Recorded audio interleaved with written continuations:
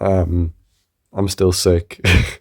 But yeah, this is an album I really want to talk about because it's one of my new favorites from one of my new favorite bands. I think I only discovered them fairly recently. I really like them. One time I remember I was under the influence of the demon rum, and I started punching my newborn in the face. So Chat Pile is a band formed in Oklahoma in 2019. They say they make noise rock music, but the general consensus that I agree with personally is it's a mix of noise rock and sludge metal. Think stuff like Acid Bath. The four members of the band use stage names being Ray Gun Bush, Luther Manhole, Stin, and Cap'n Ron. They released 2 EPs in 2019 called This Dungeon Earth and Remove Your Skin Please. And in 2022 they released their debut album God's Country to lots of acclaim, and it's the album I'm reviewing now. Neighbor, hey, check this out. My pet hamster left me a raisin in his cage. I bet you're jealous. So, Chat Pile definitely has their own unique style.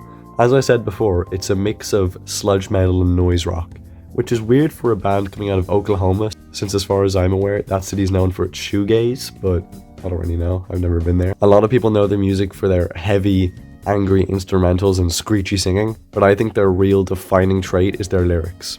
They can, and usually do, talk about more serious stuff in their songs, but sometimes they make absolute nightmares out of something utterly ridiculous, and it's so funny.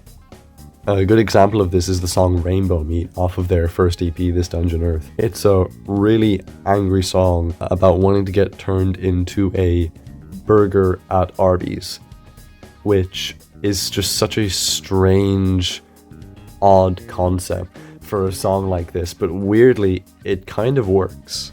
Like, it's done in a real menacing, kind of edgy way, but it's still a song where a guy's screaming about wanting to get turned into a burger. While the 2 EPs from 2019 are good, God's Country is a huge step up in quality. The songs sound a lot more complete compared to those EPs, and the whole album just has this nightmarish feel to it.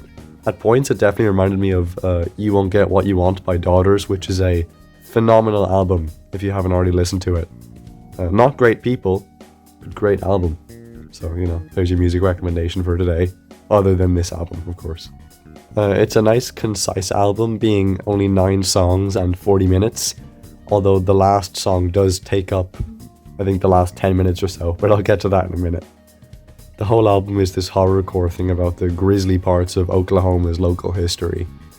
Some notable topics on the songs are a beheading incident in 2014 that I'll get to later, and a mass murder in a restaurant in the 70s. It does also discuss kind of more social problems like drug addiction and homelessness.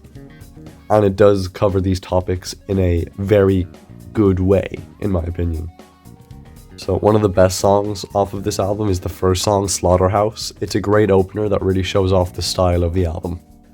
This is the one that was about the beheading incident in 2014, which, tragic as it was, I highly recommend you read about it because it is just so bizarre. Yeah, definitely something worth looking at if you're into your true crime stuff. This song was also supposedly inspired by the Kids in the Hall sketch Sausages, which is also incredibly bizarre and the exact kind of thing I expected this band, of all bands, to like. In fact, the lead singer of the band, Ray Gun Bush, says that the Sausages sketch is the most deeply affecting piece of art he's ever seen in his entire life. That's one way of describing it, I guess. So another of the best songs is Why, and this is the one about homelessness. It's great because it presents the question in such like a childlike manner, asking why do people have to live outside? I think it's a great song because of how much it like knowingly simplifies the issue, if that makes sense. It says that we have empty houses, why can't we just give those to the homeless people or make new houses for them? Like, we have the resources and the means to do it.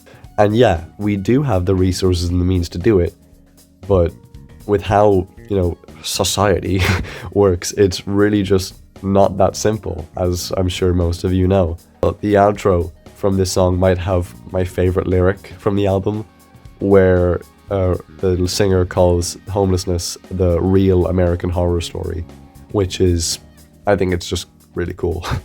not homelessness, the line Real American Horror Story. So Wicked Puppet Dance is another of the best songs that compares drug addiction to being like a wooden puppet. It's not a very lyrically dense song, but it's a standout because it goes hard as fuck. The music video for this one is also a good watch, although you're probably looking at it right now, to be honest. But the last song on this album is also one of the best songs, probably the best song, to be honest. I'm not gonna say the name of it yet, I don't want to spoil the joke, basically. It's a 10-minute all-out anthem of just sheer terror. The vocal performances here is one of the most harrowing on the whole album. And the lyrics are a slow, tense build-up, talking about this monster that the protagonist is scared of, even though the protagonist is a monster himself, in his own words. You know, he says he wants to Kurt Cobain himself. He doesn't put it that way in the song, but I'm gonna say it that way because, you know, YouTube.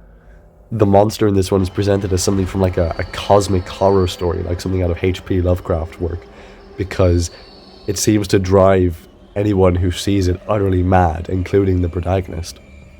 The slow, intense, just horrifying build-up of the whole song eventually all crashes down, revealing that the horrific monster that's been terrorizing our protagonist the whole time is Grimace, the purple McDonald's mascot.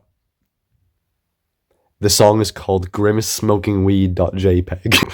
Like, after a whole album that's really talking about tons of like social issues and really nasty stuff, the fact that the most horrifying one is talking about the purple McDonald's milkshake guy, absolute cinema. For the worst songs, all of the songs on here are great, so I did have a bit of trouble picking the worst song until I remembered this one, I Don't Care If I Burn. It's not necessarily bad, but it's just a kind of different song that you don't really come back to outside the context of the album. Like, it's a very slow a cappella spoken word track. There's no instruments. It's only like strange background noises, like something out of an analog horror video, which is pretty fitting for this album, actually.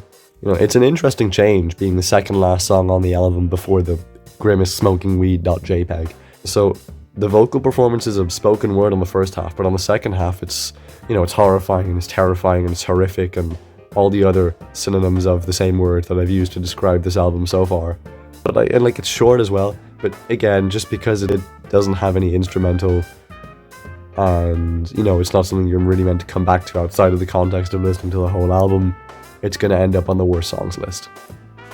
So for the album cover, it's a picture surrounded by a coloured border that has the Chat Pile logo on the top. Supposedly the picture is of Oklahoma County Detention Center, where 11 people were killed before the album's release.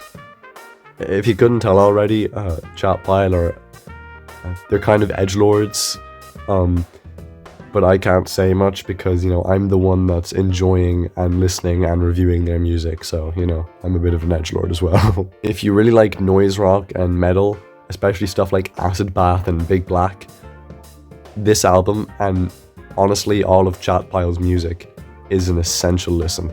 I'm feeling 8.5 piles of chat on this one, and that's it. Alright, bye.